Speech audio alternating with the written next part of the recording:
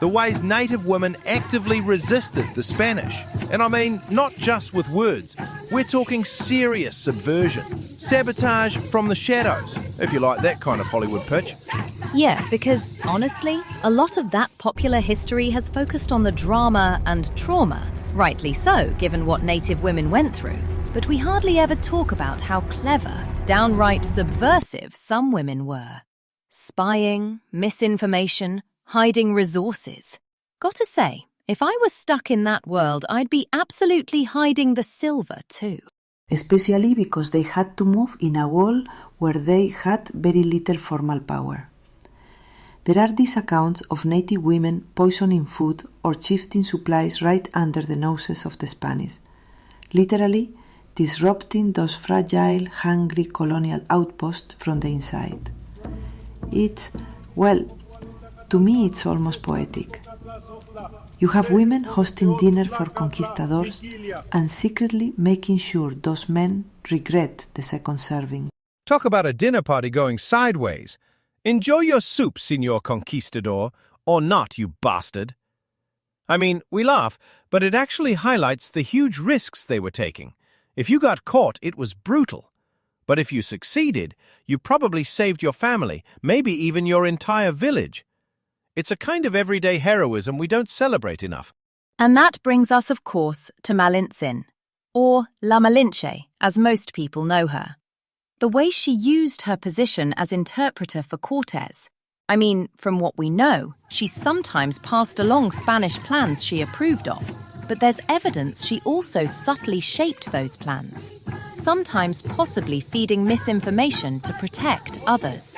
I always think about her walking this razor wire between survival and, what? Betrayal?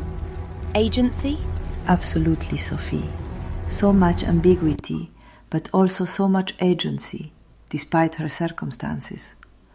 All the second-hand accounts agree she was brilliant with languages. She knew how to read the room, and even though some remember her as a traitor, you can see she was just navigating a horrific situation. In a world where your choices are all between terrible options, small acts of resistance become survival mechanisms. Honestly, she gets a lot of flack in Mexican history for helping the Spanish, but sometimes I feel she just tried to keep herself alive and maybe look out for whoever she could. Maybe some of her help was actually her subtly steering things so that there'd be less violence, or at least not as much as there could have been. But we can't know for sure since, the sources are, mostly written by those with their own agendas. Exactly. And even outside Malintzin, there are all those quieter stories. Women hiding food or medicine, sabotaging weapons, eavesdropping on Spanish plans. If you couldn't win in open battle, undermining from the inside was often the only way. It's like, what's the saying? Soft power, long before anyone used the term. And really, it was collective. Subversion wasn't just one woman's secret. Sometimes whole groups of women would work together to protect resources or pass along information. So it wasn't just personal resistance. It became part of community survival. Which leads me to the next bit, the really dramatic stuff. Outright rebellion. I've got to mention Micaela Bastidas in Peru and Bartolina Caesar among the Aymara. Both of them organized and led massive anti-colonial uprisings. We think of these movements as being led only by men, but these women were, in every sense, commanders. Honestly, if I'd been facing those smug conquistadors, I'd raise more than hell. I'd start with their egos and tear the bloody lot down. But seriously, these women not only led, they mobilized entire regions. They developed communication networks, used sacred ceremonies as signals, spread word under the noses of Spanish authorities.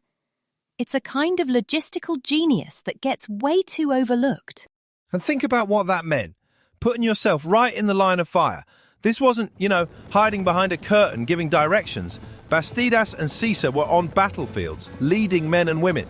Bartolina Sisa, if I'm not wrong, was captured and executed for her leadership. That's not just defiance, that's revolutionary courage. Right.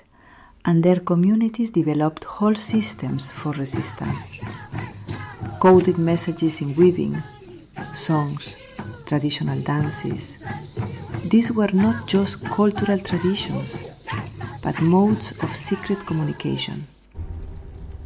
The Spanish underestimated them, thinking ceremonies were just spiritual, not understanding they were also political acts. And let's not forget, female leadership looked different.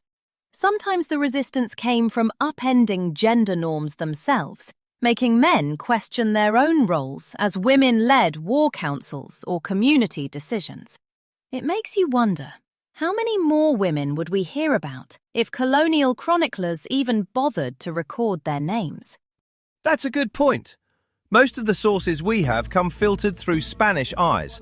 Priests, chroniclers, even soldiers who were already shocked at women raising weapons or even simply speaking in public.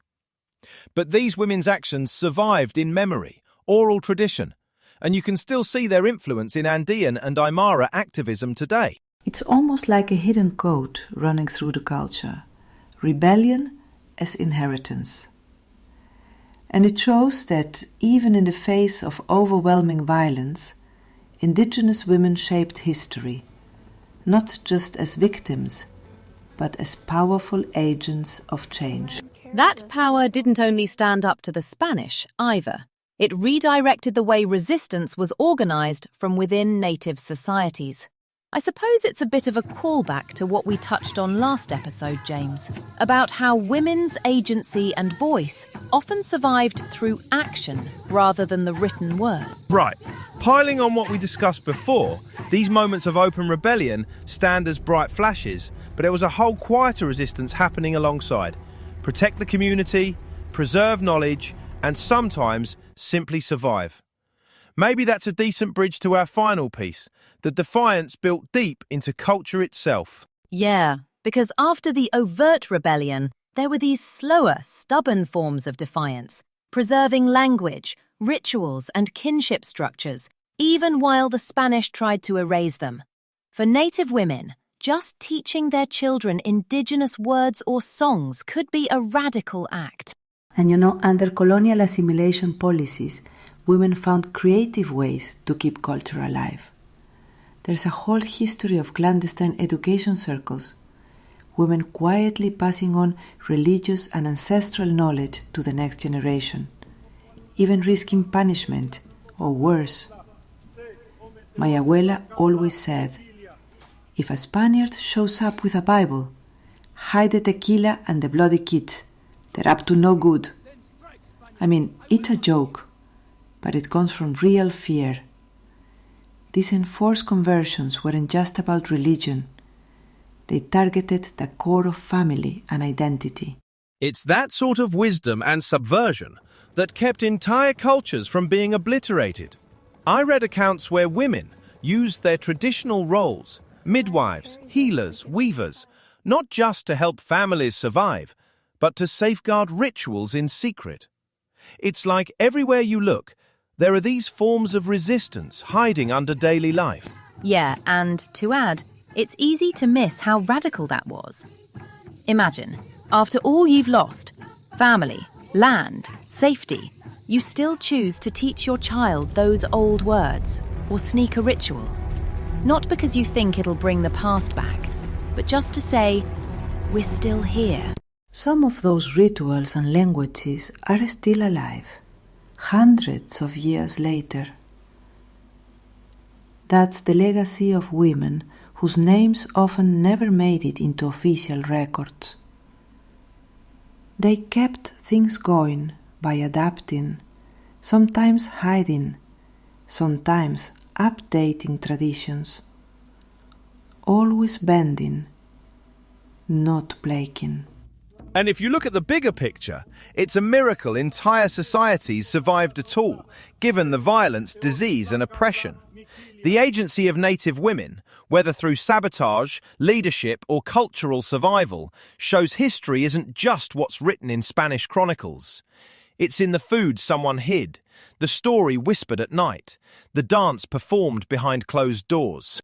So much of this story is about survival in the face of erasure. I know we'll be digging even deeper into how these legacies show up in modern movements. All right, let's set the scene a bit. We're talking about the Spanish conquest, which, just to make it super clear, was basically a rush of Spanish adventurers, the conquistadors, arriving in the Americas in the early 16th century.